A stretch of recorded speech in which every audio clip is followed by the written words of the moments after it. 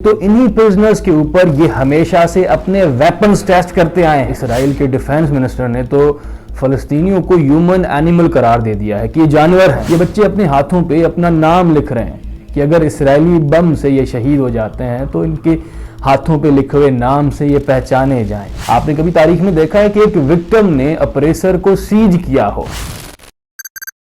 اسرائیل ایک terrorist state ہے، کیونکہ جس وقت آپ یہ ویڈیو دیکھ رہے ہیں ممکن ہے کہ 1000 سے زیادہ فلسطینی بچوں کو اسرائیلی مار چکے ہیں۔ ویسٹ پھر بھی خاموش ہے، فل سپورٹ مل رہی ہے۔ ان بچوں کا قصور کیا ہے؟ قصور یہ ہے کہ وہ ایک ایسی کنسنٹریشن کیمپ میں پیدا ہوئے ہیں جس کو اسرائیلی کنٹرول کرتے ہیں۔ قصور یہ ہے کہ وہ مسلمز ہیں۔ کانفلکٹ کے چلتے اب تک 50 سے زیادہ فلسطینی فیملیز کا نسل ختم کر دیا اسرائیل نے۔ اس طرح کے عمل تو دہشت گرد تنظیمیں ہی کرتی ہیں کہ جنگ کے چلتے آپ پوری قوم کو ٹارگیٹ کرو، جیسے ڈر اور خوف کا ماحول پیدا ہو اور وہ اپنے لیڈرز کے خلاف ہو جائیں۔ اپنی دہشت گرد ایکٹیویٹیز کے دفاع میں اسرائیل کے ڈیفنس منسٹر نے تو فلسطینیوں کو ہیومن اینیمل قرار دے دیا ہے کہ یہ جانور ہیں، ان کو مارنے میں کوئی حرج نہیں ہے، اسی طرح جیسے نازیز یہودیوں کو ریٹس کہتے تھے۔ یہاں پہ بے شرمی کی انتہا یہ ہے کہ اسرائیل خود کو وکٹم بتا رہا ہے۔ آپ نے کبھی تاریخ میں دیکھا ہے کہ ایک وکٹم نے اپریسر کو سیج کیا ہو، 24 گھنٹے اس پہ بم برسا رہا ہو، ان کے بچوں کو مار رہا ہو؟ یہاں پہ یہ وکٹم لگاتار بم برسایا جا رہا ہے، عام شہریوں کے اوپر، رہائشی جگہوں کے اوپر، بلڈنگز کے اوپر، مسجدوں کے اوپر، ہاسپٹلز کے اوپر۔ ہاسپٹلز کے اوپر تو بمباری ورلڈ وارز کے دوران بھی نہیں کی جاتی تھی کہ بھی ہاسپٹلز اور یونیورسٹیز کالجز کو چھوڑا جائے، لیکن یہاں پہ اسرائیل نے یہ حد بھی پار کر دی ہے۔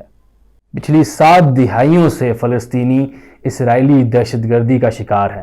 یہ کانفلکٹ حماس کے ایک حملے سے سٹارٹ نہیں ہوا۔ ہمیشہ سے ویسٹ بینک کے اندر جب اسرائیلی فوجیوں کا دل چاہتا رات کو ریڈ کر دیتے، فیملیز کو اریسٹ کر لیا جاتا، ان کو پرزنرز بنا دیتے، اور رپورٹس کے مطابق تو انہی پرزنرز کے اوپر یہ ہمیشہ سے اپنے ویپنز ٹیسٹ کرتے آئے ہیں، جیلوں کو لیب کی طرح استعمال کرتے آئے ہیں۔ اب ایک لمحے کے لیے امیجن کریں، سچویشن کو فلپ کرتے ہیں۔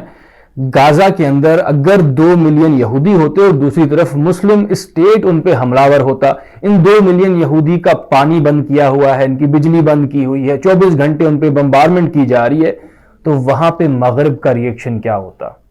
غازہ پٹی 40 سے 50 کلومیٹر کی لینتھ ہے اور اس ایریا میں 20 لاکھ لوگ موجود ہیں جن کے پاس نہ بجلی ہے، نہ گیس ہے، نہ پانی ہے، نہ کھانا پہنچ پا رہا ہے، اور ان پہ 24 گھنٹے بمبارمنٹ کی جا رہی ہے۔ حالات اتنے مشکل ہیں کہ فلسطینی ماں باپ اپنے بچوں کو علیحدہ کر کے علیحدہ بلڈنگز میں شیلٹر دے رہے ہیں کہ کیا پتہ کسی ایک بلڈنگ پہ بم اٹیک ہو جائے تو کچھ بچے تو زندہ ہوں۔ اتنا مشکل فیصلہ لیتے وقت ان ماں باپ کا کیا حال ہو رہا ہوگا؟ اور جو بچے یتیم ہو چکے ہیں وہ کسی کونے میں بے حال سے بیٹھے ہیں، ان کا خیال کون رکھے گا؟ یہ بچے اپنے ہاتھوں پہ اپنا نام لکھ رہے ہیں کہ اگر اسرائیلی بم سے یہ شہید ہو جاتے ہیں تو ان کے ہاتھوں پہ لکھے ہوئے نام سے یہ پہچانے جائیں۔ ایک لمحے کے لیے امیجن تو کریں کہ فلسطین میں ان ماں باپ کا کیا حال ہوگا جنہیں پتا ہے کہ وہ اپنے بچوں کی حفاظت نہیں کر پائیں گے۔ تاریخ سے یہ سبق ملتا ہے کہ ہٹلر نے، نازی جرمنی نے ایک پوری ٹارگیٹ پاپولیشن کو ڈی ہیومنائز کر دیا تھا، اور یہ عمل ریپیٹ نہیں ہونا چاہیے، لیکن تاریخ سے سیکھا نہیں گیا۔ آج کے ٹائم میں اسرائیلی فلسطینیوں کے ساتھ وہی عمل کر رہے ہیں، ان کو ڈی ہیومنائز کیا جا رہا ہے، ان کو انسان کی طرح نہیں دیکھا جا رہا۔ اس سارے ظلم کے باوجود اگر آپ کو کوئی اسرائیلی یہ کہتے ہوئے نظر آئے کہ کوئی ہیومنیٹیرین کرائسس نہیں ہے غازہ کے اندر، اس کا یہی مطلب ہے کہ ان کی نظر میں غازہ کے اندر کوئی انسان ہی نہیں ہے۔ What's the view on the humanitarian crisis in Gaza this morning? There is no humanitarian crisis because There isn't. There is no. آج کی ڈیٹ میں دنیا سے کہیں سے بھی کوئی بھی یہودی اٹھ کے اسرائیل آ جائے، اس کو وہاں پہ شہریت مل جائے گی، گھر مل جائے گا، ہو سکتا ہے وہ گھر کسی فلسطینی سے چھین کے اسے دیا جائے، لیکن وہ فلسطینی جن کو یہاں سے زبردستی نکالا گیا ہے ان کو کبھی اپنا گھر واپس نہیں ملے گا۔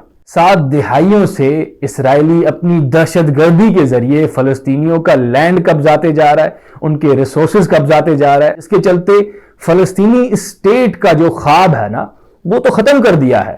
2 اسٹیٹ سولوشن کو بھی انہوں نے مذاق بنا دیا، لپ سروس دیتے رہے، لیکن دوسری طرف ریاستی سطح پہ اللیگل سیٹلرز کو پوری سپورٹ ملتی رہی۔ فلسطینیوں سے زبردستی گھر چھینے آپ کا حق ہے، ہماری پوری سپورٹ ہے۔ اور ایسا نہیں ہے کہ مغرب کو یہ پتہ نہیں تھا، مغرب کو یہ پتہ بھی تھا اور مغرب اس کو سپورٹ بھی کرتا رہا ہے۔ واشنگٹن، لندن، پیرس، برلن، یہ اسرائیل کی اس دہشت گردی میں برابر کے سپورٹرز ہیں. ان کی حمایت کے بغیر اسرائیلی کبھی بھی اس لیول کی دہشت گردی نہیں کر سکتا تھا. بڑے افسوس کے ساتھ آج کی ڈیٹ میں ہمارے سامنے ایک ماس جینوسائیڈ ہو رہا ہے. فلسطینیوں کی نسل کشی کی جا رہی ہے. IDF کا ٹارگٹ غازہ کو قبرستان میں تبدیل کرنا ہے. اور یہ لوکلز کو مارنے والا پیٹرن تاریخ میں نیا نہیں ہے. ہمیشہ سے کالونسٹ یہی کرتے آئے ہیں.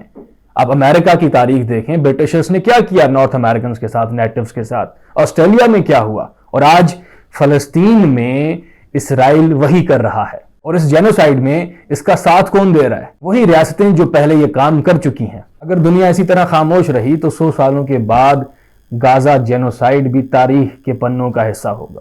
اور اس جینوسائیڈ کو روکنے کے لیے انفرادی طور پہ ہم اپنی آواز تو اٹھا سکتے ہیں, جو میں کر رہا ہوں, جو آپ کر سکتے ہیں. آپ کے پاس یہ طاقت تو ہے کہ آپ بولیں, کنڈیم کریں. اینڈ یو نیور نو کہ کس کے بولنے سے کس کا دل بدل جائے. سو بولیں, کنڈیم کریں.